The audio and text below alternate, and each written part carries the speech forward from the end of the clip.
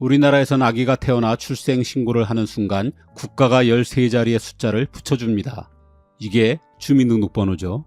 그리고 17살이 되면 의무적으로 주민등록증을 받아야 합니다. 그런데 이게 당연한 걸까요?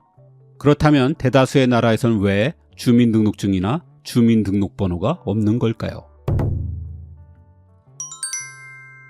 오래전부터 광범위하게 이 개인 식별번호가 사용되었기에 우리는 대부분 이에 대한 의문조차 갖지 않습니다. 그런데 가만 생각해보면 국가는 우리를 이 숫자로 분류해 관리해오고 있습니다. 우린 일상생활의 거의 모든 것이 이 주민등록번호와 연결되어 있습니다. 입학할 때, 입대할 때, 취직할 때, 세금 낼 때, 병원 갈 때, 집을 살 때, 이사할 때, 심지어 핸드폰 살 때도 그렇습니다. 이 숫자를 통해 내가 한 일은 모조리 국가에 보고되죠. 그러니 국가는 마음만 먹으면 내가 한 모든 일을 알 수 있습니다. 하지만 미국, 영국, 독일, 프랑스, 호주, 캐나다, 일본 등 세계에서 내놓으라 하는 선진국들은 일부러 주민등록증과 주민등록번호를 만들지 않습니다.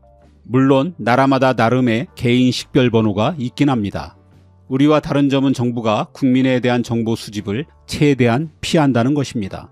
그러기 위해 모든 걸 주민등록번호로 통합한 우리와 달리 선진국에선 여권, 운전, 조세, 복지 등 목적별로 나누어 카드와 카드번호를 발급하고 이걸 최대한 행정에 사용합니다. 그리고 대개 번호는 아무 의미 없는 일련의 숫자로 되어 있죠. 생년월일, 성별, 태어난 지방을 알 수 있는 우리의 주민등록번호와는 성격이 완전히 다릅니다. 독일과 프랑스에는 전 국민에게 발급하는 아이디 카드가 있긴 합니다. 운전면허증과 함께 신분증 역할을 하죠. 하지만 우리처럼 모든 일상에서 아이디 카드를 요구하는 일은 없습니다. 국가가 이 정보를 수집하거나 보관하는 것도 법으로 엄격히 제한되어 있고요. 게다가 평생 하나의 주민등록번호를 갖는 우리와 달리 10년간 한시적으로 사용되는 임시번호죠. 이보단 의료보험번호, 연금보험번호, 납세자번호 등 목적별로 다양한 번호를 더 많이 사용합니다. 일본도 사실상 신분증이 없는 사회입니다. 일본 정부는 여러 차례 전 국민적인 신분증을 만들려고 시도해 왔습니다. 사실 행정 효율만 따지면 국민 모두에게 번호를 붙이는 것만큼 편한 방법도 없습니다. 그러다가 2016년에야 우리의 주민등록증과 비슷한 마이넘버 카드를 만들었습니다. 하지만 극심한 반대 여론 때문에 이를 의무화하지는 못했죠. 그랬더니 발급률이 2020년까진 20%도 되지 않았습니다. 그나마 코로나로 인한 재난지원금이 이 카드와 연동되면서 최근 발급이 급격하게 늘었습니다. 하지만 여전히 30%대입니다. 정부의 수능적인 일본 국민이 왜 이 문제에 대해서만큼은 협조하지 않는 걸까요?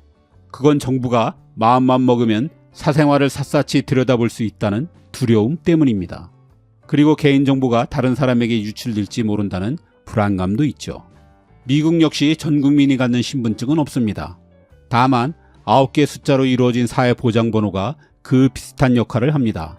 고유의 기능인 조세 복지는 물론 은행, 임대, 여권 발급, 인터넷 신청 등 아주 다양한 분야에서 사용되죠. 하지만 우리와 달리 이 번호를 통해 그 어떤 개인정보도 알 수 없습니다. 사진도 없으니 어떻게 생겼는지도 모르고 당연히 범죄자에게나 하는 지문 채취는 상상도 할 수 없죠. 발급이 강제도 아니고요. 신분증과 개인 식별번호 없는 나라가 어떻게 운영되는지 그리고 왜 그런지를 알려면 사실 영국 사회를 들여다보면 됩니다. 많은 나라가 영국의 영향을 받았기 때문입니다. 우선 영국에선 살면서 관공서를 갈 일이 거의 없습니다. 각종 신고와 서류 때문에 뻔질나게 동사무소동을 드나들어야 하는 우리와 달리 영국에선 흔히 평생 3번만 가면 된다고 합니다. 출생신고, 혼인신고, 사망신고를 할 때입니다. 이 중 출생과 사망신고는 본인이 하지 않으니 결혼만 하지 않으면 관공서를 한 번도 가지 않고 살 수 있습니다. 혼인신고가 의무도 아니고요. 물론 이사를 해도 관공서에 전입신고란 게 없습니다. 이 모든 건 주민등록이란 제도 자체가 없기 때문입니다. 이래서 국가는 국민이 어디에서 사는지 알 길이 없습니다. 아니 정확히 말하면 알아선 안 된다고 여깁니다. 영국에선 투표도 신분증 없이 할 수 있습니다. 유권자 등록이라는 절차가 있긴 하지만 기본적으로는 선거날 투표장에 가서 주소와 이름만 밝히고 원하는 후보를 찍으면 그만입니다. 국가는 국민의 말을 그냥 믿어야지 함부로 신원을 의심하면 안 된다는 불문율이 있기 때문입니다.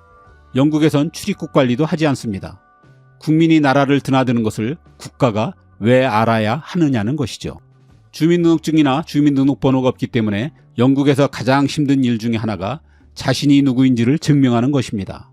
예를 들어 여권을 만들려면 반드시 신분증이 필요한데 어떻게 할까요? 우선 대부분의 나라처럼 운전면허증이 1차 신분증 역할을 하게 됩니다. 하지만 모두가 운전면허증이 있는 건 아니죠.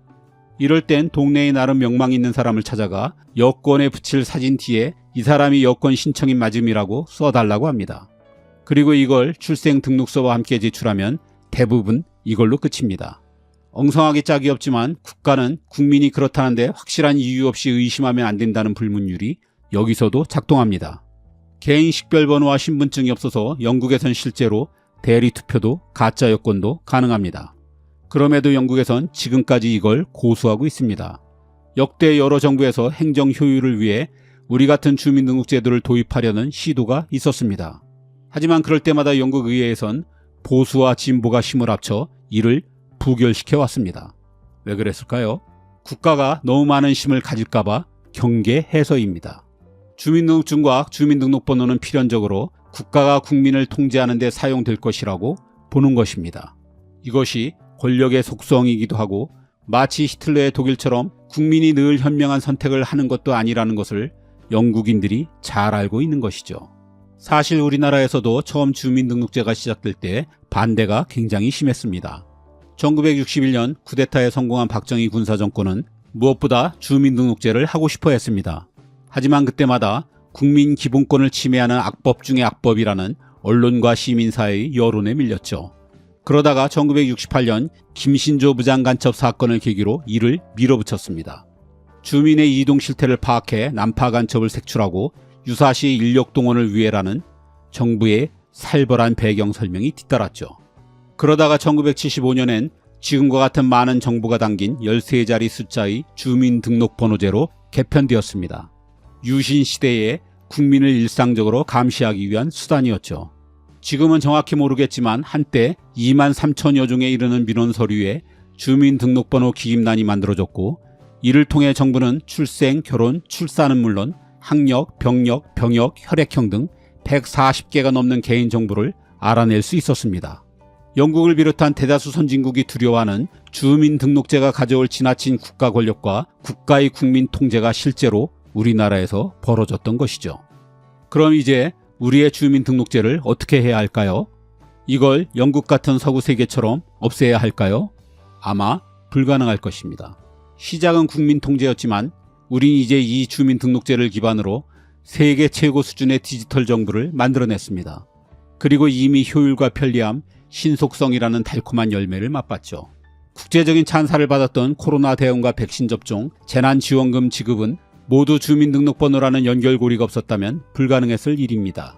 이 편리한 행정 서비스에 취해서인지 우리는 세계에서 유독 국가가 개인정보를 마음껏 가져가도 별다른 거부감이 없습니다. 폐지가 아니라 개선할 수 있는 여러 가지 방법이 있다는 전문가들의 견해도 거의 관심을 끌지 못합니다. 정말 국가가 내 일거수일투족을 손바닥 들여다보듯 해도 괜찮은 걸까요? 정말 우리는 국가의 힘이 너무 세져 우리를 통제하려 들지도 모른다는 서구의 걱정을 하지 않아도 되는 걸까요? 디지털 시대에 우리가 한 번쯤은 진지하게 생각해 봐야 할 주제입니다.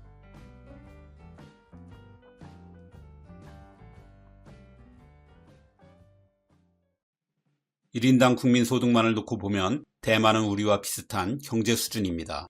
그런데 이해하기 힘들 정도로 월급이 너무 적습니다. 겨우 우리의 절반입니다. 1인당 GDP가 3분의 1 수준인 중국과도 별 차이가 없고 숙련직은 오히려 중국이 더 높을 지경입니다. 대만의 임금이 유독 낮은 이유가 무엇일까요? 1990년대 말 IMF로 우리 경제는 쑥대밭이었습니다. 반도체 고모우간에 투자는커녕 살아남기에 급급한 시기였습니다. 경쟁 관계였던 대만이 이 기회를 놓치지 않았습니다. 전자와 반도체를 중심으로 한 미래 산업에 70조 원을 쏟아부었죠. 목표는 분명했습니다. 대만 전체를 실리콘 섬으로 만들겠다는 것입니다. 이 투자는 분명 성공했습니다. 애플의 아이폰을 만드는 폭스콘이 세계적인 기업으로 성장했고 OEM 업체에 불과했던 TSMC는 시가총액이 삼성을 뛰어넘었습니다. 그 덕에 대만은 2022년 20년 만에 1인당 국민소득이 한국을 앞서기도 했습니다. 그 후 다시 역전되었지만 양국의 1인당 GDP는 거의 같아졌습니다. 평소 한국에 강한 라이벌 의식을 가진 대만인 만큼 당연히 자랑스러워해야 할 일이었습니다. 그런데 정치인들과 달리 국민의 반응은 싸늘했습니다. 도대체 누구를 위한 성장이냐는 것입니다. 그럴만도 한 것이 대만의 월급은 대졸 초임이 평균 150만원대에 대기업 부장이 되어봐야 250만원 정도입니다. 반면 타이페이의 집값은 서울과 비슷하거나 일부 지역은 서울에서 가장 비싼 서초구를 능가합니다. 지금까지는 그나마 낮은 물가 덕에 버텨왔습니다. 그런데 코로나 이후 이미 포기한 부동산은 물론이고 인플레이션으로 생활비까지 껑충 뛰고 있습니다. 대만 청년의 빈곤을 상징하는 게 타오팡입니다. 타오팡은 아파트를 여러 채로 쪼갠 일종의 원룸입니다. 최대한 면적을 넓히기 위해 베란다 밖으로 컨테이너 박스가 볼록 튀어나오게 만든 불법 증축이죠. 몸 하나 겨우 누울 수 있는 타오팡이 타이페이에선 월세가 40~50만원 합니다. 월급의 3분의 1을 이 좁아 터진 방에 써야 하니 미래를 위한 저축에 나설 여력이 없습니다. 이러니 10% 중반대의 실질 실업률을 뚫고 취업한다 해도 대만 젊은이들의 월급으론 집을 사는 게 불가능에 가깝습니다. 얼마 전엔 28년을 먹지도 입지도 않고 월급을 모아야 타이페이에 집을 살 수 있다는 통계도 있었습니다. 출산율이 우리와 비슷한 연령대를 기록할 만도 하죠. 이런 주택난에도 불구하고 타이페이의 집들은 20% 정도가 비어 있습니다. 너무 비싸 살 수 있는 사람이 적어서입니다. 그럼에도 집값은 요지부동입니다. 여러 채를 가져도 세금 부담이 거의 없어서 대만의 부동산 부자들이 싸게 팔지 않고 그냥 가지고 있는 거죠. 이런 현실에 절망한 대만의 젊은 세대는 자국을 실리콘 아일랜드라고 부르지 않습니다. 대신 공공연히 귀도, 즉 고스트 아일랜드라고 부릅니다. 귀신 들린 섬 혹은 저주받은 섬이라는 뜻입니다. 한국의 헬조선처럼 귀도는 대만 청년들의 분노가 응축된 단어입니다. 미래에 대한 불안으로 대만에선 졸업생을 앞둔 대학생 4명 중 1명이 우울증을 겪고 있다는 조사 결과도 있습니다. 대만의 임금이 이렇게 낮게 된 건 여러 이유가 있습니다. 그중 OEM 사업이 주력인 대만의 독특한 산업 구조가 가장 큰 몫을 하고 있다고 봐야겠습니다. 정확히 말하면 대만은 OEM보단 ODM입니다. 둘의 차이라면 OEM이 외국 기업이 개발한 제품을 단순 생산하는 것이고 ODM은 자체의 기술로 상품을 만들 때 주문 기업의 브랜드로 팔린다는 점입니다. OEM은 베트남이나 캄보디아, 라오스 등 동남아 국가들이 주로 하고 기술력이 한 단계 높은 대만은 ODM 위주죠. 하지만 OEM이든 ODM이든 결국 고부가가치를 누릴 수 없는 하청기업이란 점은 같습니다. 1970, 80년대 우리가 대기업의 자원을 집중해 중공업 위주로 경제 개발에 들어갔다면 대만은 중소기업을 중심으로 미국의 전자제품을 위탁 생산하면서 경제 발전을 이루었습니다. 위탁 생산, 즉 OEM은 대만의 저비용 고효율의 노동력을 활용하려는 것이었습니다. 그리고 무엇보다 판매와 마케팅 부담이 없어서 좀 더 쉽고 안정적인 수익을 가져올 수 있었습니다. 초기 산업을 국영기업이 주도하면서 조성된 보수적인 경제의 생태계가 분명 한몫했을 것입니다. 어쨌든 이 덕에 대만은 2002년까지 1인당 GDP에서 한국을 앞설 수 있었습니다. 반면 우린 IMF 등 온갖 부침을 겪으며 그야말로 다이내믹 코리아가 됐죠. 하지만 OEM은 분명한 한계가 있었습니다. 가격 결정권이 없다는 것입니다. 예를 들어 삼성, LG, 현대자동차처럼 글로벌 파워 브랜드를 가진 기업은 가격도 올리고 그 수익도 모두 가질 수 있습니다. 하지만 대만의 폭스콘은 애플의 아이폰 그 어디에도 상표가 붙어 있지도 않고 제품가를 인상해도 계약액 이상은 가져갈 수가 없습니다. 그러기는커녕 OEM 업체는 원청업체로부터 끊임없이 원가 절감의 압력을 받기 때문에 결과적으로 임금 상승 여력이 부족하기 십상입니다. 게다가 대만엔 비슷한 일을 하는 중소기업이 너무나 많아 경쟁이 정말 어마어마합니다. 이들은 시장에서 살아남기 위해 부가가치 창출은커녕 생산 비용을 최소화하는 데 경영의 모든 초점을 맞추곤 했습니다. 가장 손쉬운 방법이 임금을 후려치는 거였죠. 이런 상황에서 2000년대 들어 중국이 세계무역기구에 가입하고 국제무역에 본격 뛰어든 게 대만엔 악몽이었습니다. 국내 기업들끼리의 경쟁도 벅찬데 이젠 하청을 따내기 위해 중국과도 싸워야 했습니다. 당연히 중국의 노동력은 더 저렴했습니다. 중국 기업에 밀려 문을 닫는 대만 기업이 급증했습니다. 이렇게 되면서 대만의 경제 성장도 임금 인상도 멈추었습니다. 그러는 사이 한국은 브랜드 파워를 갖춘 대기업들을 앞세워 중국 경제 성장독을 톡톡히 누르면서 대만을 앞질렀습니다. 생존에 몰린 대만 기업들은 아예 중국으로 진출했습니다. 중국의 값싼 노동력과 급팽창한 시장을 함께 노린 것이죠. 최고조에 달했던 2011년에만 대중국 투자액이 약 190조 원이었고 중국으로 일하러 간 대만인이 인구의 거의 10%인 200만 명에 달했습니다. 중국으로선 대만의 자본과 기술이 필요했고 게다가 언어가 같아 그 누구보다 쉽게 중국에 자리할 수 있었습니다. 하지만 대만의 임금만 놓고 보면 이건 재앙이었습니다. 우선 국내 기업의 대거 이탈로 일자리가 사라졌습니다. 게다가 대만 정부는 국내에 남은 기업들의 경쟁력을 유지하려 물가를 계속 억제하는 정책을 폈습니다. 이는 물가 따라 움직이는 임금도 당연히 억제되는 결과를 가져왔습니다. 인건비가 상승하면 중국과의 수주 경쟁에서 밀리기 때문에 대만에선 장기간에 걸쳐 저임금이 이렇게 고착화되어 갔습니다. 대만 정부는 청년 실업이 심각해지자 2009년 22K 정책이라는 이름의 인턴 프로그램을 도입했습니다. 대학 졸업자를 인턴으로 고용하면 그 회사에 22,000 타이완 달러를 지급한다는 것이죠.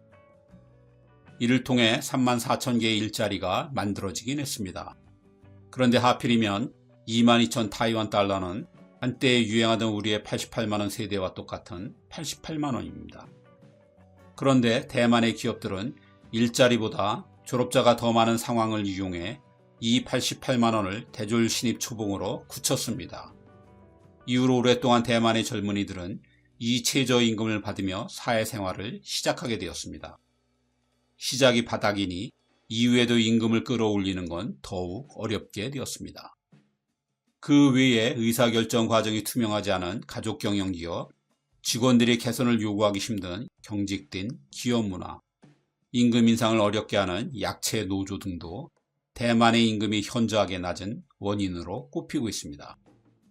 대만의 1인당 국내 총생산은 33,000달러 정도입니다. 한화로 약 4,460만 원입니다.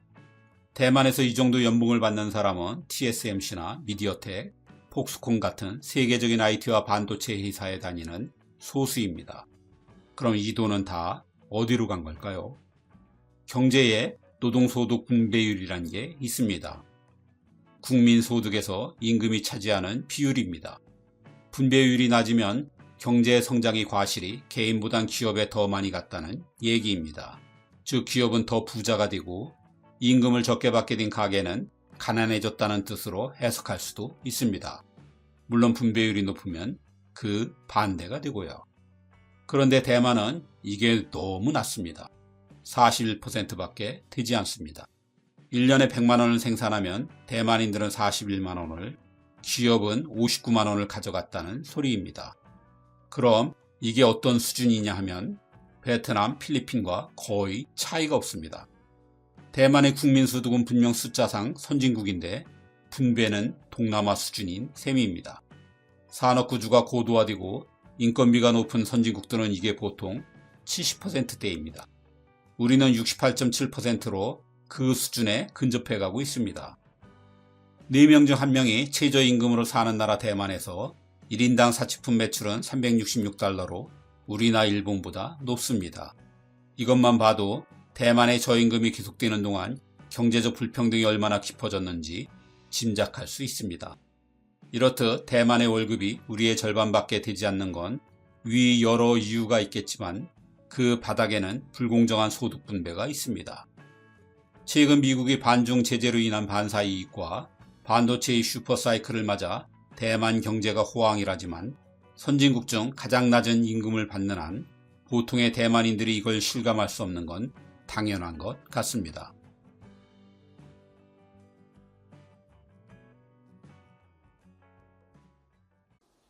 스모는 스시와 함께 일본을 세계에 알리는 가장 강력한 아이콘 중 하나입니다. 사실 처음 스모를 보면 좀 계기스럽기도 하고 한편으론 코믹해 보이기도 합니다. 누가 봐도 비정상인 거구들이 기저귀 같은 민망한 옷을 차고 두 다리를 번쩍 번갈아드는 긴 의식을 치르다가 정작 경기는 허망할 정도로 순식간에 끝나니 말입니다. 그래도 임팩트만큼은 대단해 한 나라를 홍보하는 아이콘으로 삼기에 스모는 시각적으로 참 적절한 요소들을 고루 갖췄다는 생각이 듭니다. 이 영상에선 일본을 대표하는 문화 코드인 스모를 통해 일본 사회의 단면들을 엿보려고 합니다. 스모와 비슷한 운동은 세계 각국에 꽤 많이 있습니다. 스위스의 슈빙겐, 몽골의 부흐, 러시아의 삼보, 터키의 얄르규레슈, 세네갈의 람부, 한국의 씨름 등이 있죠. 몸을 직접 부딪혀 싸우는 그 원초성 때문일 것입니다. 그런데 스모에는 다른 한 가지 점이 있습니다. 종교에 기반한다는 것입니다. 스모의 기원에 관해선 설이 분분하지만 신에게 바치는 일종의 종교의식으로 신사에서 행해진 건 분명합니다. 그래서 오래전엔 스모의 승패로 농사의 풍작과 흉작을 점쳐왔습니다. 스모가 경기 전에 여러 의식을 치르는 게 바로 옛날에 이런 풍습이 남아서입니다. 스모 선수들의 몸집이 비대한 것도 이와 관련이 있습니다. 풍요를 상징하므로 최대한 살이 쪄야 하는 것이죠. 그 육중한 다리를 들어 땅을 꽝꽝 밟는 스모 의식도 풍년을 가져올 지신을 깨우고 땅의 악령을 쫓아내기 위해서입니다. 그렇게 시작된 스모는 점차 궁정의례로 탈바꿈했는데 고대 일왕의 절대 복종을 상징하는 정치적인 의미가 있었습니다. 이후부터 스모는 줄곧 왕실과 막부의 막대한 지원을 받으며 발전했습니다. 일반 백성들의 놀이로 유지 발전해온 여타 국가들의 씨름과는 성격이 많이 다르죠. 예전과 달리 지금의 스모 선수들이 체중을 어마어마하게 불리는 건 몸무게가 승패에 결정적인 역할을 하기 때문입니다. 사실 살찌는 게 유리한 스포츠는 세계에서도 스모밖에 없을 것입니다. 스모는 지름 4.6m의 작은 원형 경기장에서 상대방을 넘어뜨리거나 밖으로 밀어내면 이기는 경기입니다. 무거울수록 당연히 유리하죠. 더구나 스모는 체급 경기가 아닙니다. 200kg 나가는 선수나 50kg 나가는 선수가 동등한 조건으로 경기하는 게 스모입니다. 체급을 나눠 싸우는 건 절대 강자를 가리는 자연계에선 있을 수 없다는 것입니다. 밀림의 왕자인 사자가 코끼리에게 함부로 덤비지 못하는 것처럼 자연계의 싸움에선 무게가 깡패입니다.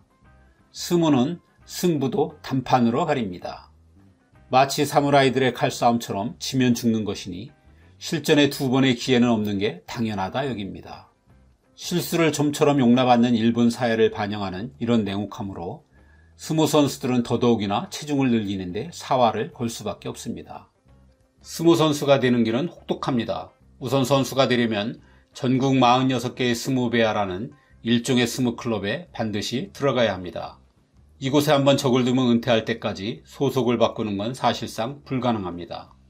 스모에 입문하려면 중학교를 졸업하거나 23살 이하여야 하고 최소한 키 167cm에 체중 67kg 이상이 되어야 합니다. 이들은 5, 6년간 수련하며 스모베아의 큰 방에서 아무 프라이버시도 없이 합숙 생활을 합니다. 그뿐 아니라 훈련 준비, 청소, 빨래, 요리도 도맡아 해내야 합니다. 스모는 군대보다 더한 계급사회입니다. 나이나 경력은 무의미합니다.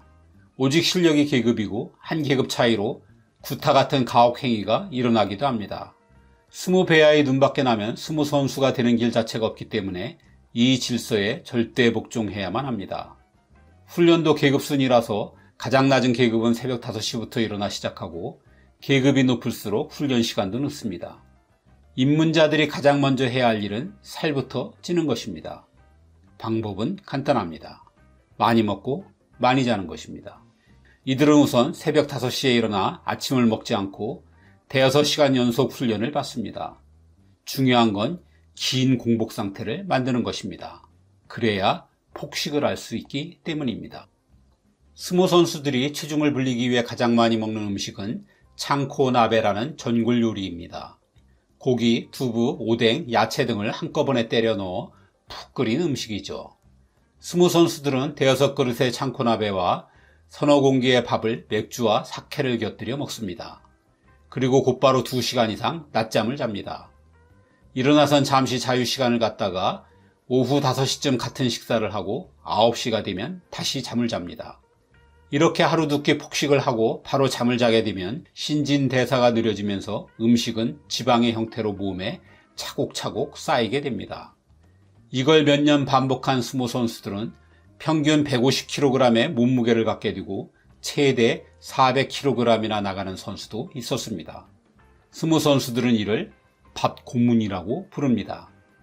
이런 고된 일상을 견뎌야 하는 모든 스모 선수들의 꿈은 최대한 빨리 6번째 계급인 주류가 되는 것입니다.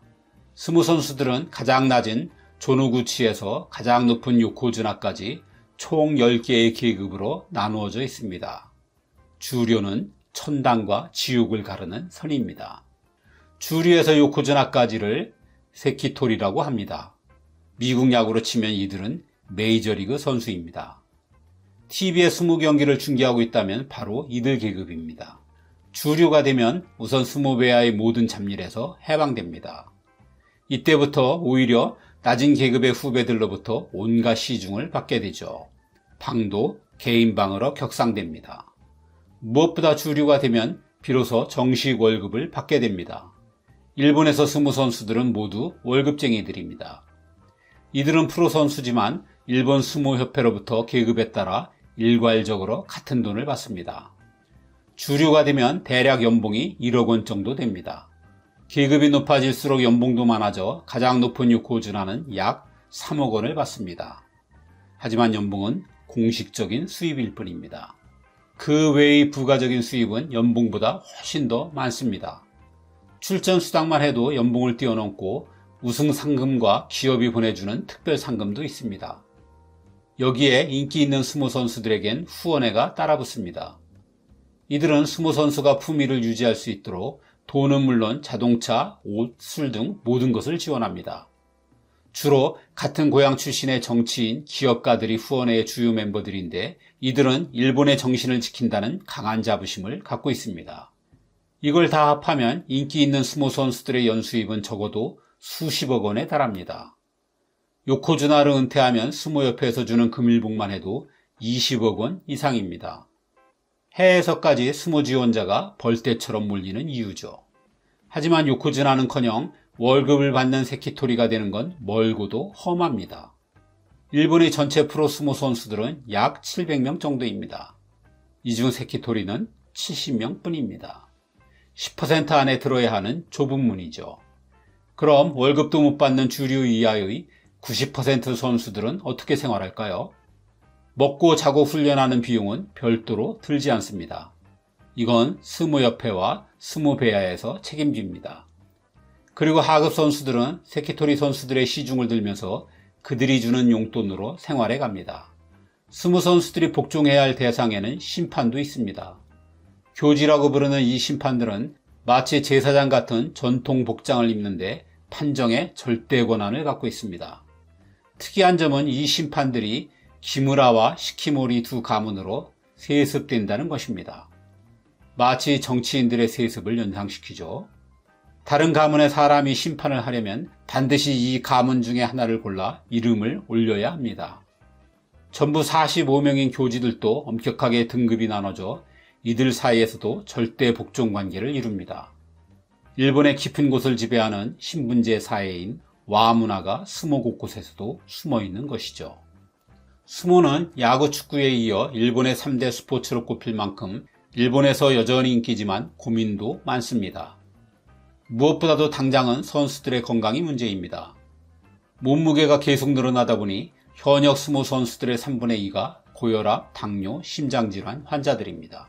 아무래도 운동량이 줄어드는 은퇴 선수들은 문제가 더 심각합니다. 일본 남성의 평균 수명은 81.5세입니다. 335명의 선수를 대상으로 한 스모 선수의 체격과 수명이란 연구에 의하면 현재 스모 선수의 평균 체중인 150kg이 넘는 선수들은 대부분 50세 이전에 사망했습니다.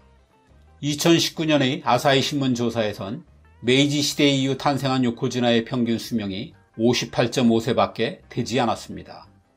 그래서 돈 많이 벌어놓고 일찍 죽는 스모 선수야말로 1등 신랑감이라는 우스갯소리도 있습니다.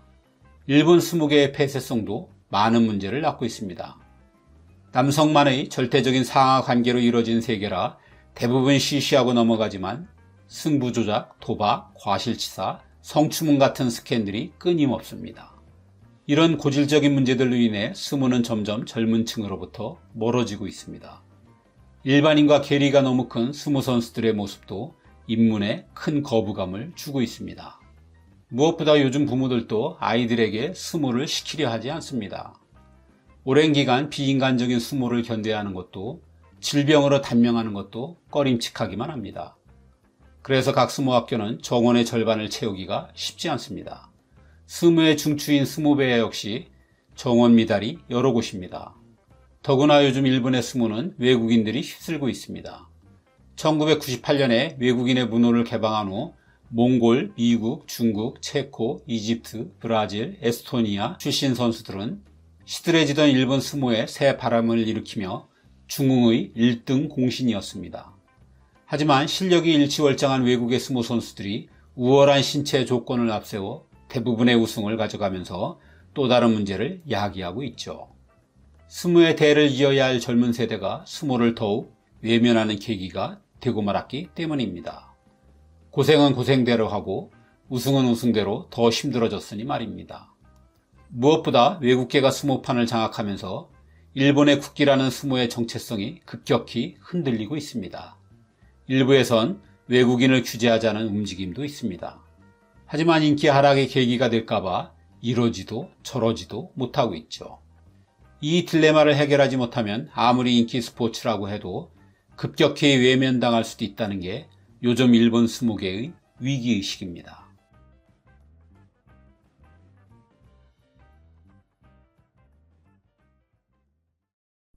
한국은 야구도 축구도 좋아하는 나라입니다. 아주 특이한 케이스죠.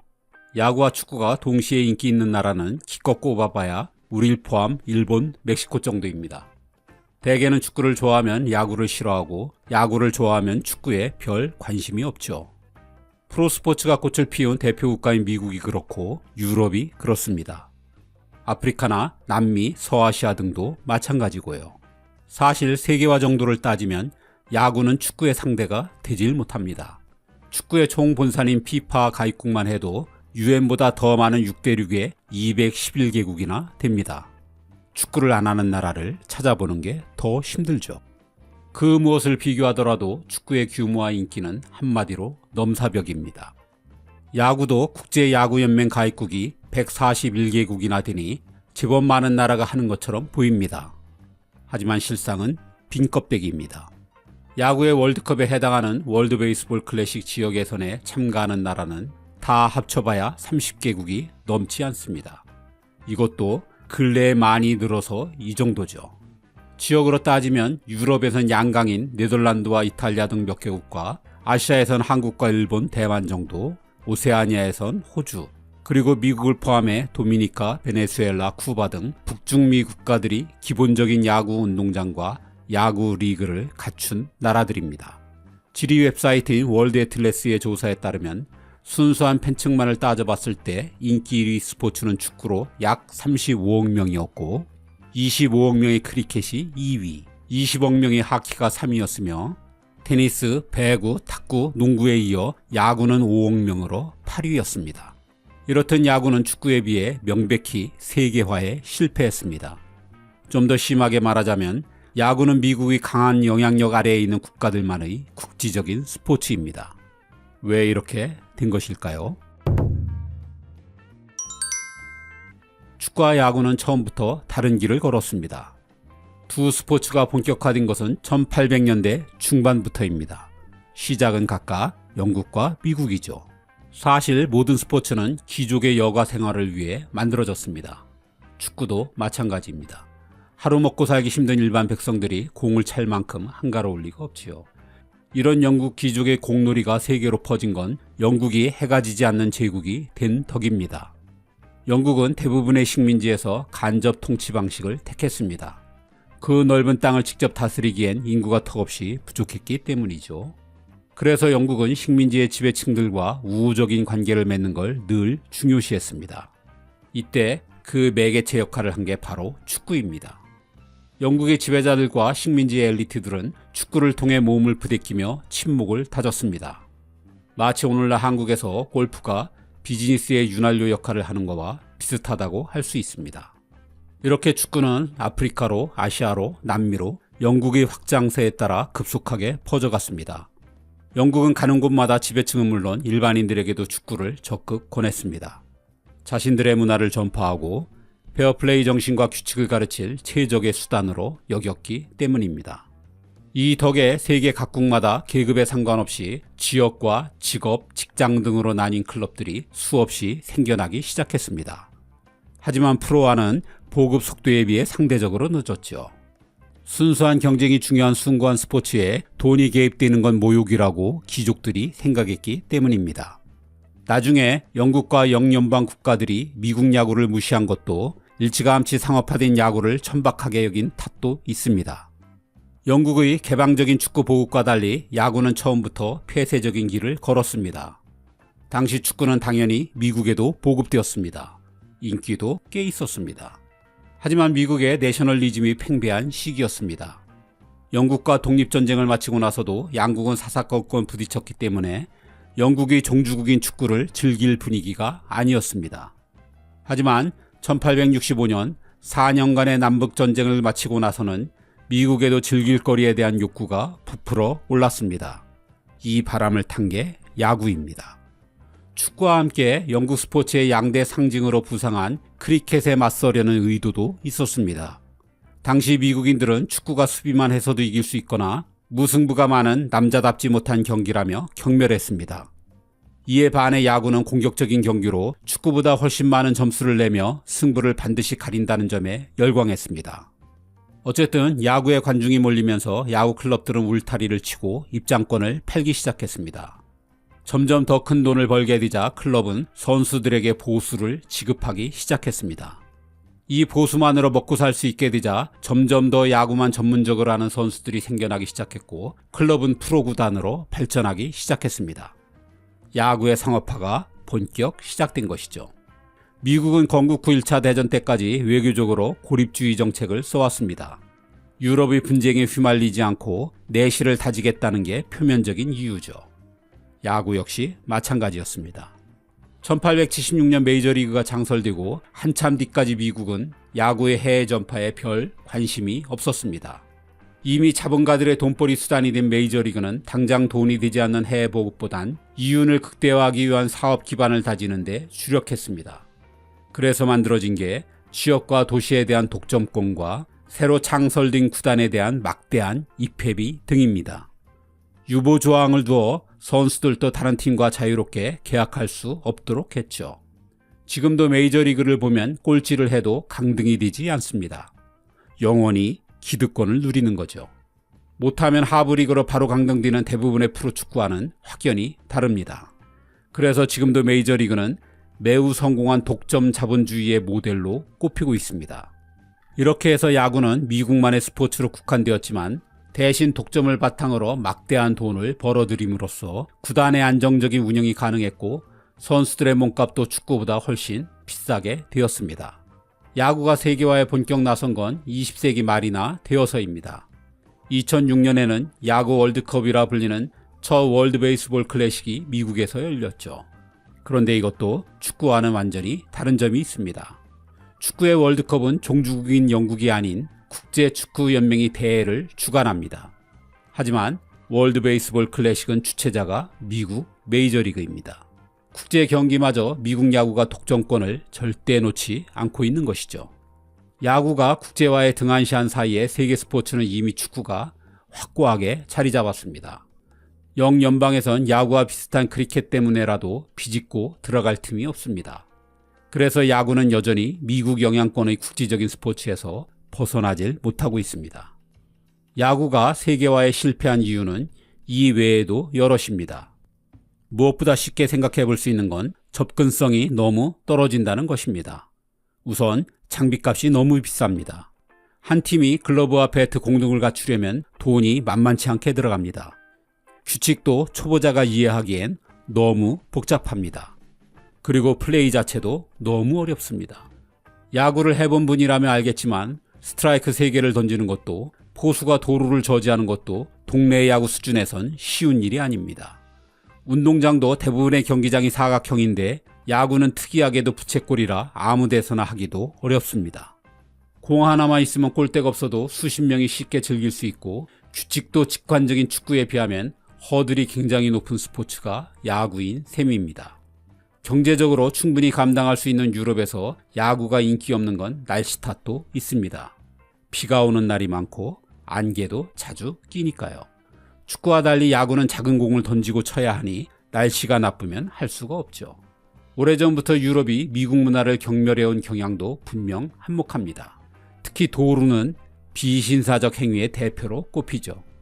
오랫동안 잦은 전쟁을 치러온 유럽인들은 격렬한 축구에 좀 더 본능적으로 이끌린다고도 합니다.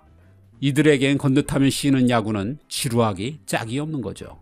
동유럽의 경우엔 공산권이던 시절 야구가 자본주의 체육의 대표로 낙인 찍히면서 깊이 대상이 되기도 했습니다. 혹자는 미국의 지배력이 영국보다 조금만 더 빨랐더라면 축구가 아닌 야구가 세계 스포츠의 지배자가 됐을 것이라고 말하기도 합니다. 알 수 없는 일입니다. 하지만 축구의 개방성과 쉬운 접근성 및 직관성을 야구가 당해낼 수 있었을까요? 제 생각은 글쎄요입니다.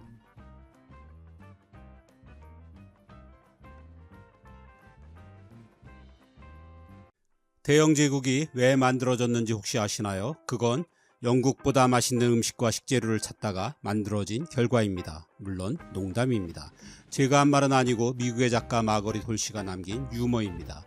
외지인만 이런 얘기를 한 게 아닙니다. 윈스턴 처칠은 영국은 전 세계에 여러 가지 먹을거리를 공급하고 있습니다. 조리하지 않고 말이죠. 라고 말한 바 있습니다. 영국 저명 인사들의 자국 요리에 대한 자학적인 유머는 넘칠 정도로 많습니다. 심지어 영국인이 만들면 맥도널드 햄버거도 맛없다고 흔히 말합니다. 조리법이 똑같은 패스트푸드조차 이럴 정도로 영국 음식에 대한 악평은 어제 오늘의 일이 아닙니다. 혹 영국 출신의 고든 램지나 제이미 올리버 같은 세계적인 유명 셰프의 이름을 들며 그럴 리가 있나라고 하실지 모릅니다. 하지만 고든 램지는 프랑스 요리를, 제이미 올리버는 이탈리아 요리 전문가이지 영국 음식을 만드는 사람들이 아닙니다.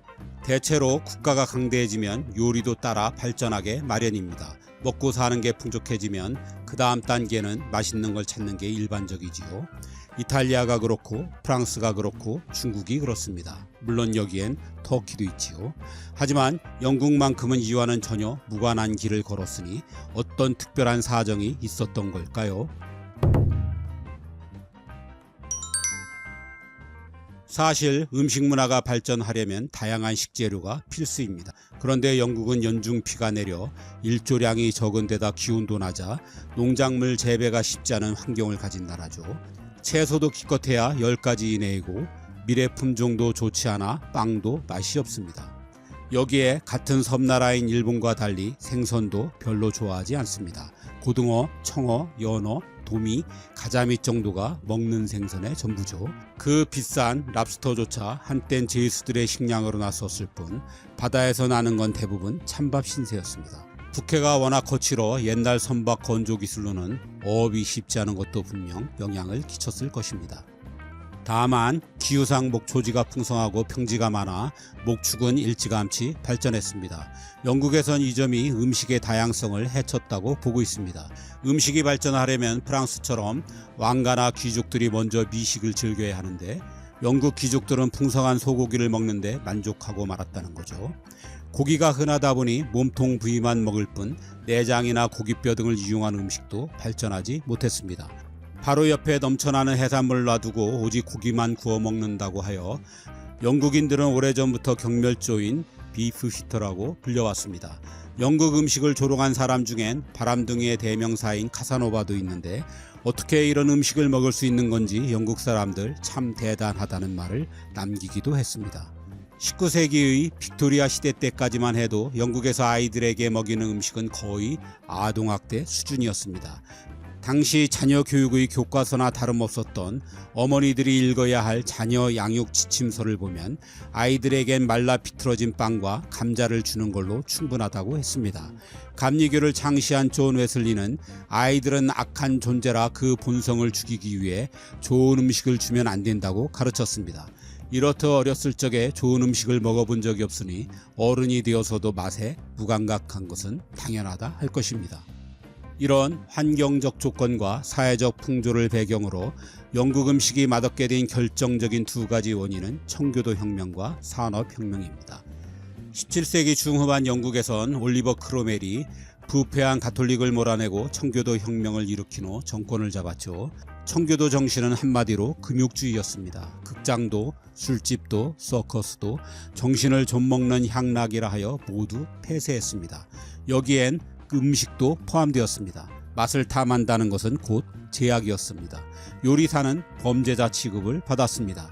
오늘날 이슬람 원리주의를 연상시키는 이 기독교 근본주의로 영국에서 음식 문화는 그야말로 암흑기를 맞았습니다.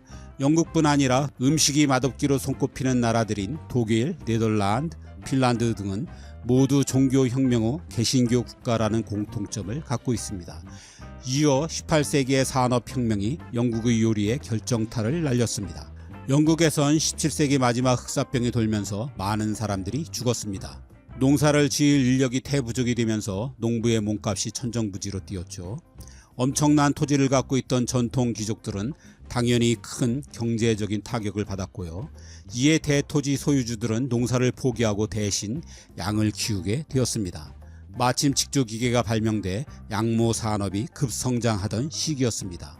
양이 도망가지 못하도록 넓은 토지 곳곳에 담을 들렀다 하여 인클로저 운동이라고 불렸죠. 어쨌든 졸지에 농사 지을 땅을 잃은 농부들은 대거 도시로 몰려들었습니다. 이들이 저임금 근로자가 되면서 산업혁명이 성공해 한몫을 하게 되죠. 하지만 이들의 생활은 비참했습니다. 하루 15시간의 노동은 보통이었습니다. 집에서 요리를 해먹을 시간이 없었죠. 귀족은 공동주택에서 바글바글 모여 살았기 때문에 대부분의 집엔 아예 부엌조차 없었습니다. 서로 있더라도 노동자 임금으로는 땔감을 살 엄두도 낼 수 없었습니다. 이 당시 법도 가혹해서 거리나 공원에서 나무를 베면 교수형이었습니다. 이 바람에 그나마 얼마 남지 않았던 영국 전통 요리나 가정식이 자취를 감추게 되고 쉽고 빠르게 먹을 수 있는 음식만 남게 된 것입니다. 부유한 상류층들마저 맛없는 자국 요리 대신 프랑스와 이탈리아 요리를 주로 먹으면서 영국 전역에 영국 요리가 설 곳이 없게 된 것이죠. 그럼 산업혁명기의 도시 노동자들은 뭘 먹고 살아남았을까요? 그건 바로 영국을 대표하는 음식인 피시앤칩스입니다. 두툼한 밀가루 반죽을 입힌 생선튀김과 감자튀김으로 이루어진 이 간단한 요리는 거리에서 아주 쉽게 살 수 있었고 서서 먹을 수도 있어서 노동자들의 시간을 아껴주었습니다. 게다가 칼로리까지 높아 오랫동안 배를 든든하게 해주었으니 노동자들의 음식으론 이만한 게 없었습니다. 세계 각국의 요리가 어떻게 발명되었는지를 재미있게 풀어쓴 엘버트 잭에 져서 미식가의 어원 사전에 의하면 생선튀김은 유대인 이주민에 의해 런던에 맨 처음 소개되었고 감자튀김은 직물 공업 도시가 많았던 영국 북서부의 랭커셔주에서 먹기 시작했다고 합니다. 그리고 마침내 19세기 중반 남에서 올라가던 생선튀김과 북에서 내려오던 감자튀김이 만나 피시앤칩스가 탄생하게 된 것이죠. 감자튀김이 어떤 경로로 영국에 들어왔는지는 확실치 않지만 이 프렌치 프라이를 칩스라고 부른 건 영국 작가 찰스 디킨스의 소설 올리버 트위스트입니다. 19세기 후반에 저인망 어선이 발명되면서 이전보다 훨씬 더 많은 생선을 잡을 수 있게 되었고 철도의 발달로 도시로의 공급이 원활해지면서 피시앤칩스는 누구나 싸게 즐길 수 있는 국민 음식이 되었죠. 미식가의 어원 사전에 의하면 피시앤칩스가 영국에 더욱 빨리 퍼지게 된 것은 종교도 한몫했습니다. 영국에선 16세기 중반까지만 해도 금요일에 고기를 먹으면 사형을 당할 수도 있었습니다. 예수가 십자가에 못 박힌 날이 금요일이라는 믿음이 있어서 이날은 고기를 삼가며 속죄하는 날이었죠. 그래서 금요일은 고기 대신 생선을 먹는 풍습이 꽤 오래전부터 있었습니다. 그런데 피시앤칩스가 생긴 후 금요일마다 이를 사기 위해 긴 줄을 서게 되면서 전국적으로 유명해지게 되었다는 것입니다. 어쨌든 지금도 이 풍습이 남아 영국에선 금요일에 판매되는 모든 포장 음식의 20%가 피시앤칩스입니다. 동물농장과 1984년으로 유명한 영국의 작가 조지 오웰은 피시앤칩스가 영국에서의 혁명을 막았다고 말했습니다. 종교적인 억압에서도 산업혁명기의 혹독한 삶에서도 1, 2차 세계대전의 참화 속에서도 영국인을 견디게 해준 게 바로 피시앤칩스가 준 포만감 덕이라고 생각하기 때문입니다. 그야말로 피시앤칩스는 영국인들이 어려움에 처할 때마다 늘 곁에 있어준 고마운 음식이었죠. 박지성과 함께 뛰었던 영국의 축구 스타 웨인 루니와 영화 타이타닉의 여주인공인 케이트 윈슬렛의 결혼식 피로연에 피시앤칩스가 등장해 화제를 모은 적이 있습니다. 이 엄청나게 돈 많은 스타들의 피로연에 싸구려 음식인 피시앤칩스가 차려졌다는 건 그만큼 지금까지도 이어지고 있는 국민 음식으로서의 지위를 상징하는 것처럼 보입니다. 그럼 영국에 가면 피시앤칩스 같은 단순한 음식만 있는 거 아니야? 라고 하실지 모르겠지만 당연히 그렇지 않습니다. 영국 음식은 맛없지만 영국의 맛집은 무지하게 많습니다. 영국은 해가 지지 않는 제국을 건설하면서 세계 각국의 맛있는 요리를 마치 자국의 음식의 보복이라도 하듯 다양하게 들여왔습니다. 그래서 영국엔 영국 전통 음식점은 찾기 힘들어도 태국, 인도, 중국, 베트남, 프랑스, 이탈리아의 유명 음식점들은 지천에 널려 있습니다. 이러다 보니 영국 요리는 거의 도태되고 말았습니다. 한꺼번에 쏟아져 들어온 맛있고 저렴한 외국 요리가 외식 산업을 점령하면서 영국 요리를 하는 전문 요리사들도 거의 대부분 설 자리를 잃었습니다. 이게 영국 음식이 맛없게 된 마지막 이유입니다.